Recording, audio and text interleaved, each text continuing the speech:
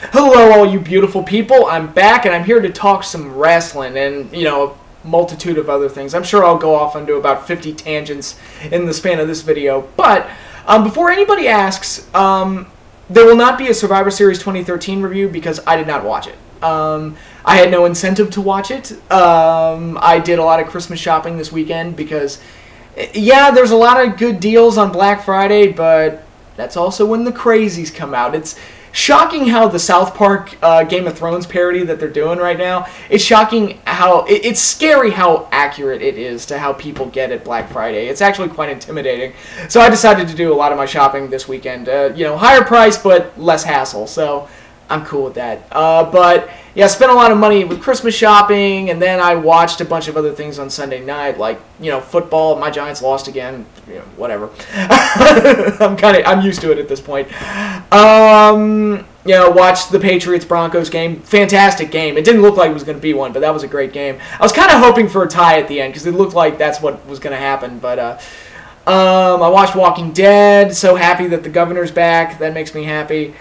Saw Family Guy. I decided to check that out after I'd heard that they were going to kill off a major character, and spoiler alert, they killed Brian, which was kind of shocking. It was the first time I've watched Family Guy in years, because to me it's kind of like The Simpsons, where, the show's just jumped the shark, and I just kind of want it to be over and done with. But this episode, it tugged at the emotional heartstrings. It was sad to see Brian go. Their replacement for him was a little weak, but I have this funny feeling that Seth MacFarlane wants to kill the show. I've heard him on interviews and stuff say it's like, well, we kind of want the show to end, but the fans keep telling us to keep going, and that's, whatever. I have this funny feeling that, like, he was deliberately trying to craft a jumping the shark moment by doing this. So, I don't know if that's true. You'd have to ask Seth, and I don't think he'd give you an honest answer if that was his intention. But that's interesting to me. But this episode, it did tug at the heartstrings. It's one of those episodes, I look at that, it's like, man, that probably should have been the finale. The Simpsons, too. The Simpsons has had like 8 or 9 chances to be like, oh, wow, that should have been the finale. The movie should have been the end of The Simpsons, but god damn, these animated shows just don't die. Even the Cleveland show ran, somebody told me the Cleveland show had over 80 episodes. And that is just astounding to me, because the show was terrible. But yeah, I did enjoy Family Guy this week, just for that, and at least it gave us something worth talking about. But I also watched the season finale to Legend of Korra, Book 2. So, yeah, I was busy watching so many other things that I just kind of like, you know what, I don't really give a shit about Survivor Series, especially since the 12-man tag that I wanted to be on Survivor Series was done on Raw the week before. I was just kind of like, whatever. I will comment on the results, though. It didn't sound like I missed much. Everything kind of played out the way I kind of sort of said it would. I was wrong. I think I was wrong about the Divas match, but again, who cared about that match? But no major significant title changes. No, Cena wins again, because congratulations WWE, you told the same story 2 months in a row. Yeah, that wasn't a waste of TV time at all. Punk and Bryan beat the Wyatts. The Shield, Roman Reigns won the Survivor Series match. So, it kind of just played out the way I thought it would, and that's, whatever. So it didn't sound like I missed much, and from the reviews I've read, some people are saying that this is, like, one of the worst pay-per-views of all time. Seriously, I've heard that thrown around. One of the worst pay-per-views of this year, and one of the worst pay-per-views of all time, to which I say, you don't know what bad is. I reviewed one of the worst WWE pay-per-views of all time, Survivor Series 91, okay? I highly doubt that 2013 was as bad as that, but I'm not disagreeing with you that it was bad. I'm sure it probably was, but because I wasn't that excited about it going in. So at the very least, I expected kind of a flat show where not a whole lot of intriguing things actually happened, but there was one thing that happened on, I heard this was how Survivor Series closed, and then they followed up with it on Raw, and I definitely want to talk about that. John Cena and Randy Orton are going to be facing each other in a TLC match to have one unified WWE World Heavyweight Champion. I've got mixed emotions about that. On one hand, I've seen Cena and Orton a billion times, and I have no interest in seeing it again. Depending on what the card is, I might not even order TLC. I might not even watch TLC. If the undercard's good, maybe I will. If they give us something good, like which pay-per-view was it? I think it was Battleground that had the Rhodes versus the Shield. That was great. If they have matches like that on the undercard, maybe I'll tune in. But for the most part, I'm not. I'm not overly interested in seeing Cena and Orton go at it again. And I checked. I'm like, haven't they had a TLC match already? Because it feels like they've done every gimmick match you could possibly imagine they've had. I'm pretty sure they've done Last Man Standing. I know they've done Hell in a Cell. They've done an I Quit match. They've done No Holds Barred matches. They've done triple threat matches. They've done four-way matches. They've done almost everything. I think they've done an Iron Man match. I think the TLC match might be the only match they haven't done. Like, the only, like, big gimmick match they haven't done. To which I said, damn it. So they could, pass that off as something new and fresh, I guess. But I'm still not overly interested in seeing Orton and Cena face each other in any kind of match because I never really cared for their matches. I compare it to Hogan and Flair a lot because Hogan and Flair was another series of matches that we saw a jillion times on WCW, and I was never a huge fan of their matches. Their best one was the Bash at the Beach 94 match. That was their best one. The rest of them can go to hell because I just didn't even care. So yeah, not interested in seeing Cena and Orton, and in a unification situation, I would have preferred fresher names, I guess, or a fresh rivalry or something. Like if they'd done like Cena and Punk, I think that would have been a good one to do a unification match with, because both characters work so well off of each other, and I think having them unify the belts to declare one unified champion would actually be pretty good. And I'm not sick of seeing Cena and Punk because I love Punk so much and I hate Cena so much that's where the chemistry lies. It's like I have a babyface to pick over Cena. So I would have liked a fresher pairing, but what I will say is that thank God they are unifying the belts. This is something that is long overdue, and I've said it for a long time. I never liked the idea of the WWE having two world champions. Even during the brand split era, like when that first started, I was never a fan of that idea because to me it kind of dilutes the importance of being a world heavyweight champion. And you can use the brands as an excuse, which is why I went along with it. I'm like, all right, yeah, I get what they're doing. I still don't like it, but I get what they're doing.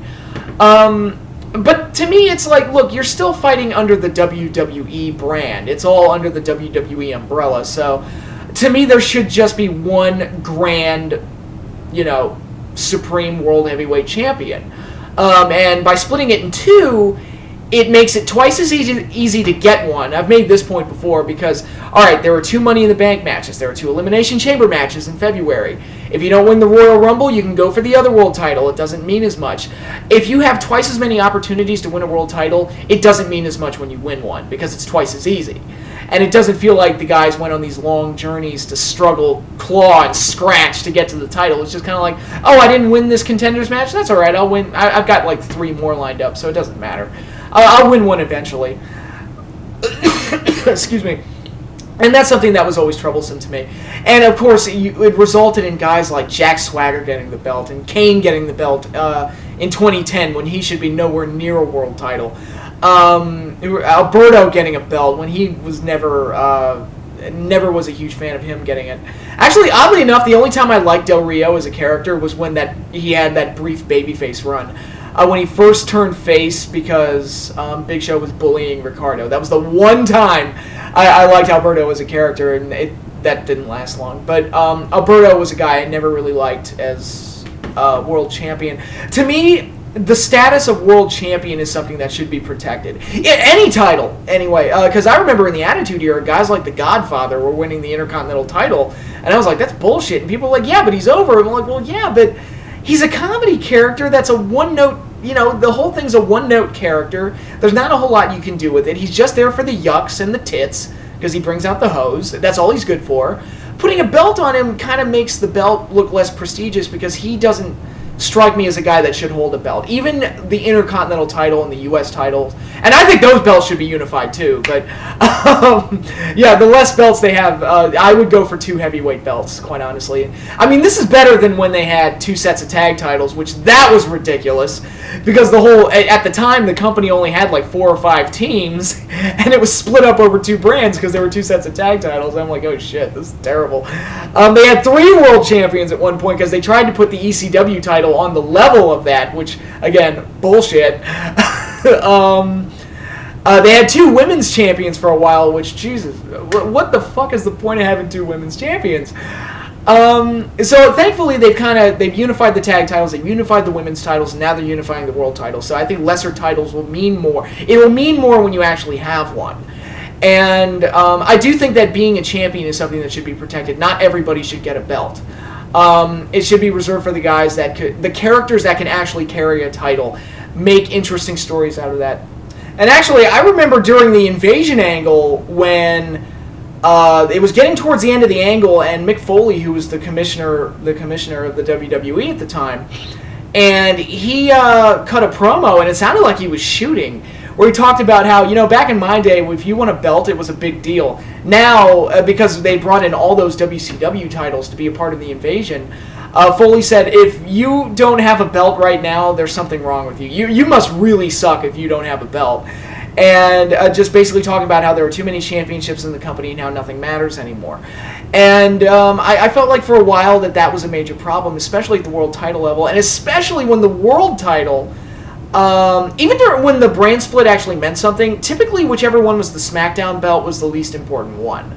That wasn't always true, but for the most part, that seemed to be more along the lines of what it was. And in the last few years especially, the world title has taken such a backseat to the WWE title that what's the point of even having it? It's just nobody buys it as a main event belt anymore. I used to chuckle when Mark Henry won it, and people were saying, "Oh, Mark Henry's a main eventer now." I'm like, no, he's not. He's a mid-carder. That's a mid-card belt. He's not. No, he's really not. And all these other things that would happen as a result of just having 2 world champions. And I can make all the sports comparisons I want. It would be like if in the UFC when Lesnar left, and they had to create an interim UFC World Heavyweight title in his absence, and then he came back and they had the unification match. It would be like if they never had that unification match and they just had Lesnar off there. It was like, all right, he's a UFC heavyweight champion. This other guy, I forget who it was, he's a UFC heavyweight champion too. And it's like, oh, come on, that's bullshit. Or, like, of course, my football example, it's like having an AFC champion and an NFC champion and then no Super Bowl. You just ended right there. You have 1A and 1B, and I hate that. I want a number 1 supreme best in the company. And people have used the excuse that having 2 world titles creates more stars. I haven't seen that, because like I said, to me it just creates a bunch of shitty champions that are underbuilt, don't belong in that spot, or just the fact that there's another world champion run around just minimizes their importance in having a world title. So it doesn't, in the grand scheme of things, it doesn't really mean anything to have 2. So might as well just go back to 1. Again, I wish that they had come up with a better pairing than Cena and Orton for it, but at the same time, I'm just like, oh, thank God. No more 2 world title bullshit. Thank you, Jesus. They're finally fixing that, and that makes me happy. For all the things that we can complain about as far as the WWE goes, it's like, that was some good news. That was like, okay, thank God, finally, we're getting 1 world champion. I don't have to put up with that crap no more. It's good. So hopefully they do some good things with it. I still think Daniel Bryan could find himself back into the title picture around WrestleMania time. Punk might be back in the title picture around WrestleMania time.